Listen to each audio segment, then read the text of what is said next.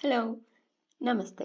ಇವತ್ತಿನ ವಿಡಿಯೋದಲ್ಲಿ stainless steel ಪಾತ್ರೆಗಳು ಸಾಹಿತ್ಯ ಸಂಗಮ ಪಾಠ ಭಾಗ 4 ನೋಡೋಣ.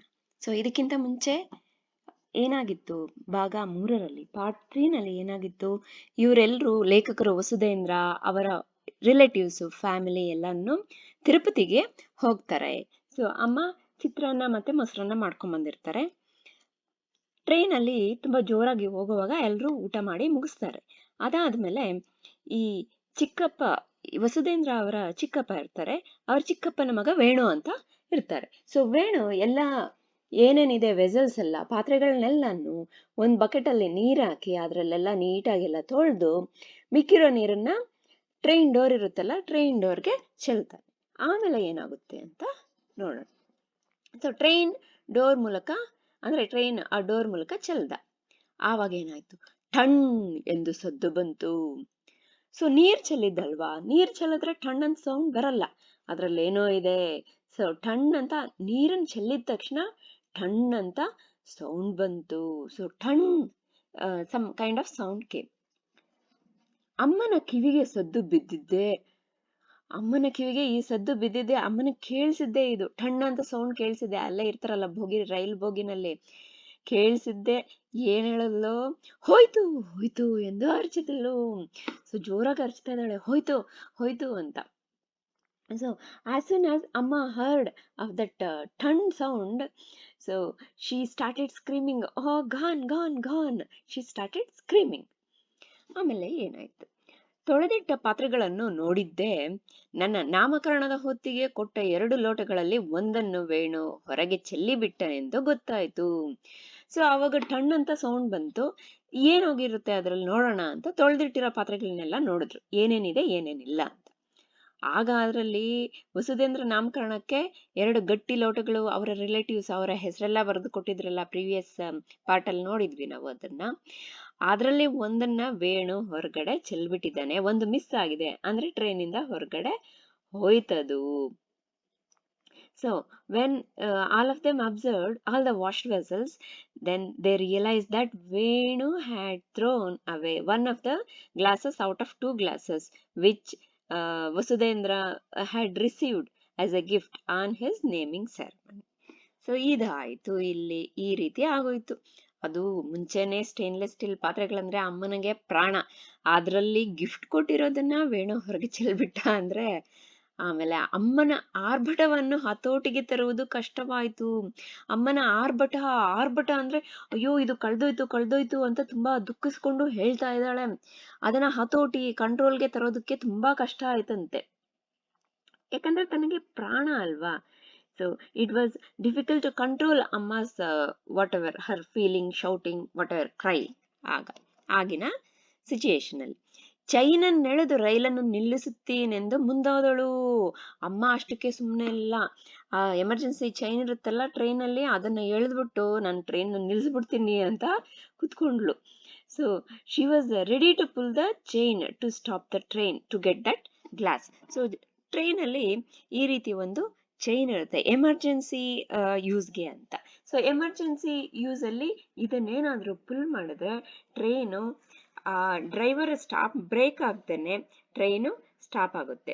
ಇದನ್ನ ಅಲಾರ್ಮ್ ಚೈನ್ ಪುಲ್ಲಿಂಗ್ ಅಂತಾರೆ. Alarm chain pulling used in emergency situations. ಯಾರಾದ್ರೂ ಬಂದು ಇಲ್ಲ ಏನೋ ಎಮರ್ಜೆನ್ಸಿ ಸಿಚುಯೇಷನ್ ಕ್ರಿಯೇಟ್ ಆಯ್ತು ಅಂದಾಗ ಇದನ್ನ ಪುಲ್ ಮಾಡ್ಬೋದು. ಪುಲ್ ಮಾಡಿದ್ರೆ ಟ್ರೈನು ನಿಂತೋಗುತ್ತೆ. ಓಕೆ, ಅಮ್ಮ ಈ ಟ್ರೈನ್ ನಿಲ್ಲಿಸ್ತೀನಿ ಅಂತ ಮುಂದಾದ್ಲು.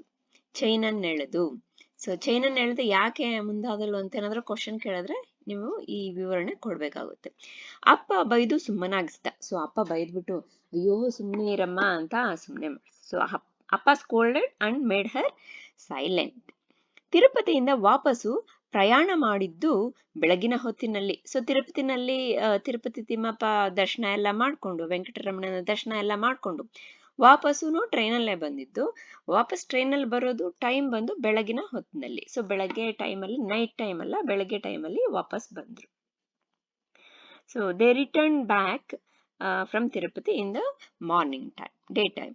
ಪ್ರಯಾಣದುದ್ದಕ್ಕೂ ಅಮ್ಮ ಕಿಟಕಿಯ ಪಕ್ಕವೇ ಕುಳಿತು ಎಲ್ಲಾದರೂ ಅಕಸ್ಮಾತ್ ಆಗಿ ಆ ಲೋಟ ಕಂಡು ಬಿಡುತ್ತದೇನೋ, ಅದೇ ವೇಳೆಗೆ ರೈಲು ಏನೋ ಕಾರಣಕ್ಕಾಗಿ ನಿಂತು ಬಿಡುತ್ತದೇನೋ ಎಂಬ ಭರ್ಜರಿ ನಿರೀಕ್ಷೆಯಿಂದ ಕಾದಳು. ಸೊ ಅಮ್ಮ ಆ ಪ್ರಯಾಣ ಮಾಡುವಾಗ ಆ ಕಿಟಕಿ ಪಕ್ಕದಲ್ಲೇ ಕೂತ್ಕೊಂಡು ಅಮ್ಮ ಒಂದು ರೀತಿ ನಿರೀಕ್ಷೆ ಮಾಡ್ತಾ ಇದ್ದಾಳೆ, ಒಂದು ಡಿಫ್ರೆಂಟ್ ನಿರೀಕ್ಷೆ ಮಾಡ್ತಾ ಇದ್ದಾಳೆ. ಏನು ಅಂದ್ರೆ ನಿರೀಕ್ಷೆ, ಆ ಲೋಟ ಎಲ್ಲಾದ್ರೂ ಕಾಣಿಸುತ್ತೇನೋ ನನಗೆ ಕಿಟಕಿಯಿಂದ, ಕಾಣಿಸಿದ ತಕ್ಷಣ ರೈಲು ನಿಂತು ಬಿಡುತ್ತೇನೋ, ನಿಲ್ಲುತ್ತಾ ಟ್ರೈನ್ ಎಲ್ಲಾದ್ರೂ, ಎಲ್ಲೋ ನಿಲ್ಲಲ್ಲ. ಆದ್ರೆ ಅಮ್ಮ ಆ ರೀತಿ ನಿರೀಕ್ಷೆಯಲ್ಲಿ ಪಾಪ, ಅಂದ್ರೆ ಅಷ್ಟೊಂದು ಇಷ್ಟ ಸ್ಟೇನ್ಲೆಸ್ ಸ್ಟೀಲ್ ಪಾತ್ರೆಗಳ ಬಗ್ಗೆ ಅಮ್ಮನಿಗೆ.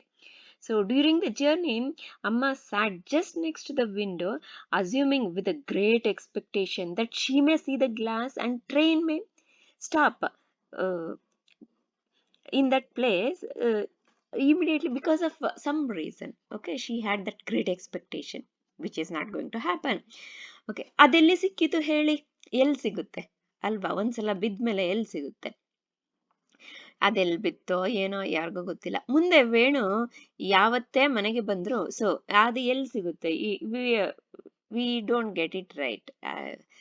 ದೆನ್ ಅದಾದ್ಮೇಲೆ ಈ ತಿರುಪತಿ ಘಟನೆ ಎಲ್ಲ ಆದ್ಮೇಲೆ ವೇಣು ಯಾವತ್ತೇ ಮನೆಗೆ ಬಂದ್ರು ಅವನಿಗೆ ಉಳಿದ ಒಂದು ಲೋಟದಲ್ಲಿ ಕಾಫಿ ಕೊಟ್ಟು, ಸೊ ಇದಾದ್ಮೇಲೆ ಯಾವತ್ತಾದ್ರೂ ವೇಣು ಅವ್ರ ರಿಲೇಟಿವ್ಸ್ ಅಲ್ವಾ, ಸೊ ಮನೆಗೆ ಬರ್ತಾ ಇದ್ದ. ಆಗ ಮನೆಗೆ ಬಂದಾಗ ಒಂದ್ ಲೋಟದಲ್ಲಿ 2 ಲೋಟ ಇತ್ತಲ್ಲ, ಆ ಇನ್ನೊಂದು ಮಿಕ್ಕಿದ ಲೋಟದಲ್ಲೇ ಕೊಡ್ತಾ ಇದ್ರು ಅಮ್ಮ coffee ವೇಣುಗೆ. So whenever Venu used to come to Vasudendra's house, Amma used to give him coffee in one of the glass, okay, which got saved in a Tirupati trip. And what she used to tell, ಇನ್ನೊಂದನ್ನ ನೀನು ತಿರುಪತಿಗೆ ಹೋಗುವ ಹೊತ್ತಿಗೆ ಕಳೆದು ಬಿಟ್ಟಿ, ಚಲೋ ಗಟ್ಟಿಮುಟ್ಟಿ ಲೋಟ ಎಂದು ತಪ್ಪದೆ ಹೇಳುತ್ತಿದ್ದಳು. ಸೊ ಏನ್ ಹೇಳ್ತಾ ಇದ್ಲು, ನೀನು ಇದು ಒಂದ್ ಲೋಟ ನೀನ್ ಕುಡಿತಾ ಇರೋ ಕಾಫಿ, ಇನ್ನೊಂದ್ ಲೋಟನ ತಿರುಪತಿಗೆ ಹೋಗುವ ನೀನೇ ಕಳ್ದಾಕ್ಬಿಟ್ಟೆ, ಅದೆಷ್ಟೊಂದು ಗಟ್ಟಿಯಾಗಿರೋ ಒಳ್ಳೆ ಗಟ್ಟಿಮುಟ್ ಲೋಟ ಇತ್ತು ಅಂತ ಯಾವಾಗ ಬಂದ್ರು ಅದನ್ನ ತಪ್ಪದೆ ಹೇಳ್ತಾ ಇದ್ಲು. So what she use to utter a statement without forgetting that you lost the other glass while going to Tirupati, it was a nice hard quality one ಅಂತ ಹೇಳ್ತಾ ಇದ್ಲು. ವೇಣು ಅತ್ಯಂತ ಕಹಿ ಮುಖ ಮಾಡಿಕೊಂಡು ಕಾಫಿ ಕುಡಿತಿದ್ದ. ಪಾಪ ಆ ರೀತಿ ಹೇಳಿದ ತಕ್ಷಣ ವೇಣುಗ್ ಒಂಥರ ಆಗ್ತಾ ಇತ್ತು, ಅವ್ನ್ ಬೇಕಾಗೆ ಮಾಡಿಲ್ವಲ್ಲ ಪಾಪ. ಸೊ ಒಂಥರ ಕಹಿ ಮುಖ ಅಂದ್ರೆ ಒಂದು ರೀತಿ ದುಃಖದ ಮುಖನ ಮಾಡ್ಕೊಂಡು ಕಾಫಿ ಕುಡಿತಾ ಇದ್ದ. ಇನ್ನೇನ್ ಮಾಡೋದು? So Venu use to drink coffee making his face little bitter. Bitter ಅಂದ್ರೆ ಒಂಥರ ಫೇಸ್ ಮೇಕಿಂಗ್ ಮಾಡ್ಕೊಂಡು. ಪಾತ್ರೆ ಮುಸುರಿ ತೊಳೆಯಲು ಬರುತ್ತಿದ್ದ ನರಸಕ್ಕನ ಮೇಲೆ ಅಮ್ಮನಿಗೆ ಇನ್ನಿಲ್ಲದ ಅನುಮಾನ. ಸೊ ಇವ್ರ ಮನೇಲಿ ಕೆಲ್ಸದ ಅಮ್ಮ ಬರ್ತಾ ಇದ್ರು, ನರಸಕ್ಕ ಅಂತ ಅವ್ರ ಹೆಸರು. ಸೊ ಪಾತ್ರೆ ಎಲ್ಲ ತೊಳೆಯೋದಕ್ಕೆ ಬರ್ತಾ ಇದ್ರು ಆ ಕೆಲ್ಸದವರು. ಆ ಅಮ್ಮ ಹೆಸರು ನರಸಕ್ಕ ಅಂತ. ಸೊ ನರಸಕ್ಕನ ಮೇಲೆ ಇನ್ನಿಲ್ಲದ ಅನುಮಾನ. ಏನಂತ ಅನುಮಾನ? So there used to be one maid. So Amma always used to be suspicious about her. ಯಾಕೆ ಅನುಮಾನ? ಅವಳು ತೊಳೆಯಲು ಹಾಕಿದ ಚಿಕ್ಕ ಪುಟ್ಟ ಸ್ಟೀಲ್ ಪಾತ್ರೆಗಳನ್ನು ಉಡಿಯಲ್ಲಿ ಹಾಕಿಕೊಂಡು ಹೋಗಿಬಿಡುತ್ತಾಳೆಂದು ಅಮ್ಮನ ಅಂದಾಜು.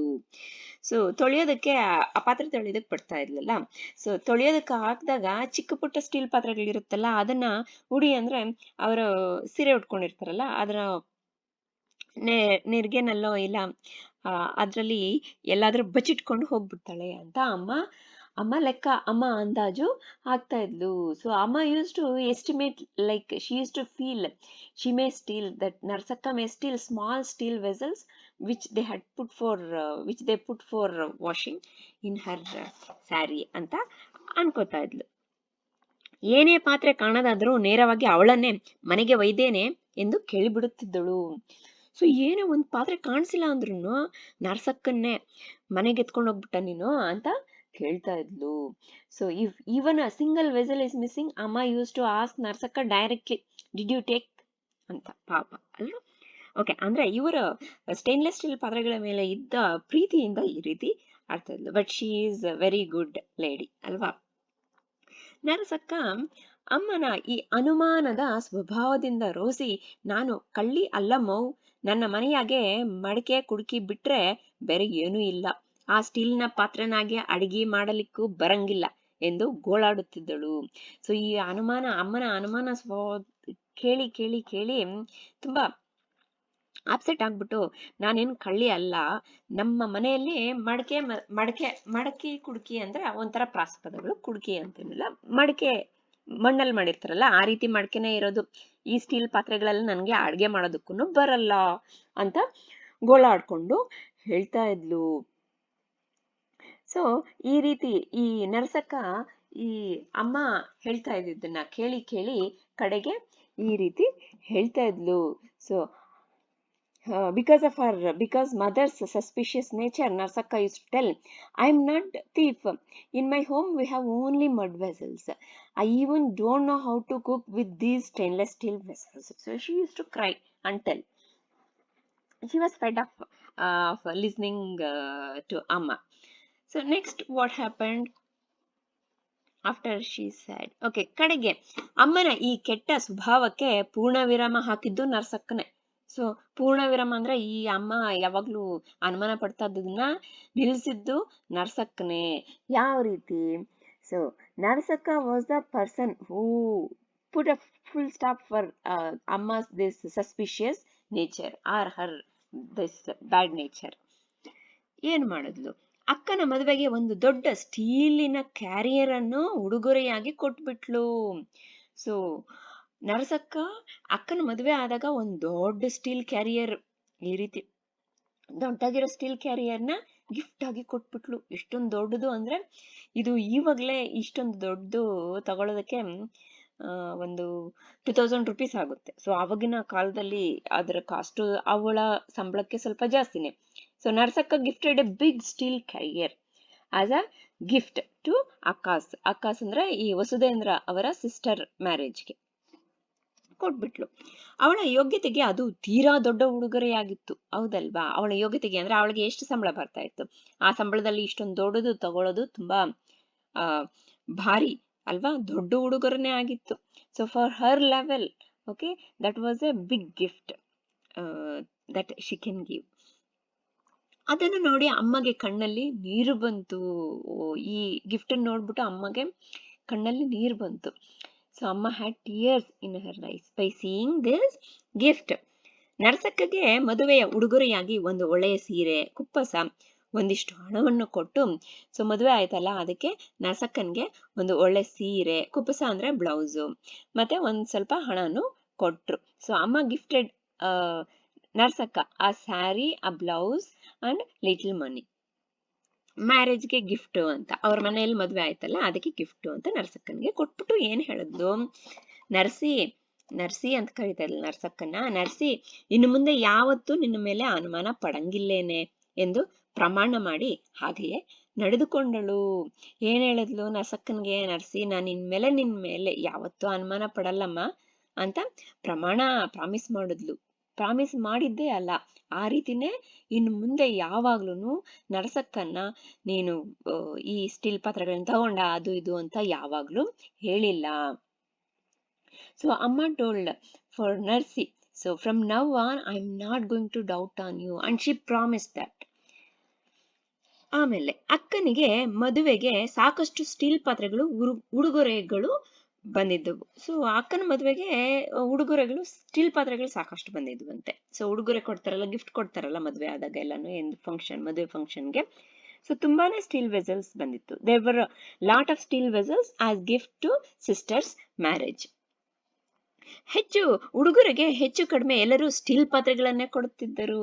ಸೊ ಆಲ್ಮೋಸ್ಟ್ ಎಲ್ಲರೂ ಸ್ಟೀಲ್ ಪಾತ್ರೆಗಳನ್ನೇ ಕೊಟ್ಟಿದ್ರಂತೆ. So almost every one had gifted stainless steel vessels only for marriage. ಬಂದ ಪಾತ್ರೆಗಳನ್ನೆಲ್ಲ ಅಮ್ಮ ಜೋಡಿಸಿ ಒಂದು ದೊಡ್ಡ ರಟ್ಟಿನ ಡಬ್ಬದಲ್ಲಿ ಹಾಕಿಟ್ಟಳು. ಇವ್ರ ಮನೆಯಲ್ಲೂ ತುಂಬಾ ಇತ್ತಲ್ಲ, ಸೊ ಬಂದಿರೋ ಆ ಗಿಫ್ಟ್ ಐಟಮ್ಸ್ನೆಲ್ಲ ಜೋಡಿಸ್ಬಿಟ್ಟು ನೀಟಾಗಿ ಒಂದು ರಟ್ಟಿನ ಡಬ್ಬದಲ್ಲಿ ಪ್ಯಾಕ್ ಮಾಡಿ ಅಮ್ಮ ಇಟ್ಲು. ಸೊ ಅಮ್ಮ arranged all those stainless steel vessels in a big cardboard box and she packed inside it. ಬೀಗರು ತಮ್ಮ ಜೊತೆಗೆ ಅದನ್ನು ಒಯ್ಯಲು ಭಾರವೆಂದು ನಿರಾಕರಿಸಿ ಆಮೇಲಕ್ಕೆ ಯಾರ ಜೊತೆಯಲ್ಲಾದ್ರೂ ಕಳುಹಿಸಿಕೊಡಬೇಕೆಂದು ಅಪ್ಪಣೆ ಮಾಡಿದ್ರು. ಸೊ ಬೀಗರು ಅಂದ್ರೆ ಈಗ ಅಕ್ಕನ್ನ ಮದುವೆ ಮಾಡ್ಕೊಂಡಿರ್ತಾರಲ್ಲ, ಅವರ ತಂದೆ ತಾಯಿ ಬಂಧು ಬಳಗ ಅವ್ರನ್ನೆಲ್ಲ ಸೇರಿ ಬೀಗರು ಅಂತೀವಿ ನಮ್ಮ ಕನ್ನಡದಲ್ಲಿ. ಸೊ ಬೀಗರು ಇದು ತುಂಬಾ ಭಾರ ಇರುತ್ತೆ, ಈ ಡಬ್ಬ ನಮ್ಮ ಜೊತೆ ಬೇಡ, ಆಮೇಲೆ ಯಾರ ಜೊತೆನೆಲ್ಲಾದ್ರೂ ಕಳಿಸ್ರಿ ಅಂತ ಅಪ್ಪಣೆ ಮಾಡಿದ್ರು. ಅಂದ್ರೆ ಅವ್ರು ಏನ್ ಹೇಳಿದ್ರು, ಈ ಬೀಗರು ಅಂದ್ರೆ bride groom parents. So they commanded to send this stainless steel vessels ಡಬ್ಬ with someone to their place later, okay, as it was heavy to carry with them. ಮದುವೆಯಾದ 1 ವಾರಕ್ಕೆ ನಾನು ಆ ಡಬ್ಬವನ್ನು ತೆಗೆದುಕೊಂಡು ಅಕ್ಕನ ಊರಿಗೆ ಹೊರಟೆ.